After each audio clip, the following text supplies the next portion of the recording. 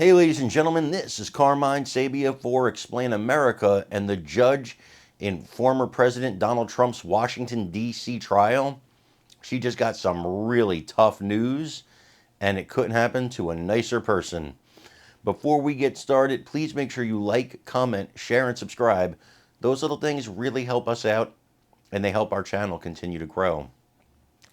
So, as you know, the judge in this case imposed a gag order on former President Donald Trump. She then stayed her own gag order before finally reinstating it at the behest of Jack Smith and his federal prosecutors. Well, an appeals court overturned that. Well, not overturned it. They put a temporary freeze on it for 17 days while they get ready to make their case, both sides, in why the gag order should be in place versus why the gag order should not be in place. But it was constitutional law professor Jonathan Turley who actually laid the smackdown on the gag order to begin with. And what he argues is, not only is this unconstitutional, as I've argued, but it's also dangerous. Let's take a look. Both are Fox News contributors. Jonathan, let's start with the D.C. Circuit. Now, does this temporary freeze signal that there is likelihood of success on the merits with the Trump legal team's First Amendment claims for lifting that gag order? Well, Laura, it's hard to say because we have to wait to see how the panel reacts in its review, particularly the oral argument. They're essentially freezing any action here.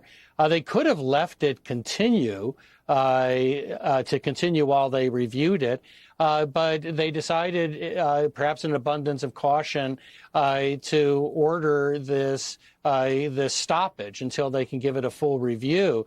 The reason I think this could be quite significant is that I think the order is unconstitutional. I said that when it was first issued. It's a very odd concept of an order because the court here insisted on having this trial before the election, sort of shoehorned it in before Super Tuesday. And everyone in this election is going to be talking about these cases except one person under this gag order, and that is Donald Trump. He can't criticize the prosecutors. He can't criticize witnesses. And Special Counsel Jack Smith just asked for this order to be expanded in an equally unconstitutional way. And that has drawn the criticism even of the ACLU, which is a staunch critic of Donald Trump. But the ACLU has said, look, this is flagrantly unconstitutional. Yeah, I mean, it's all substantial likelihood of success on the merits and, irreparable harm potentially for President Trump. I mean, I haven't been a lawyer for as long as you guys, but it seems like it's a decent signal that this is not going to go the way Judge Chutkan would probably want it to go.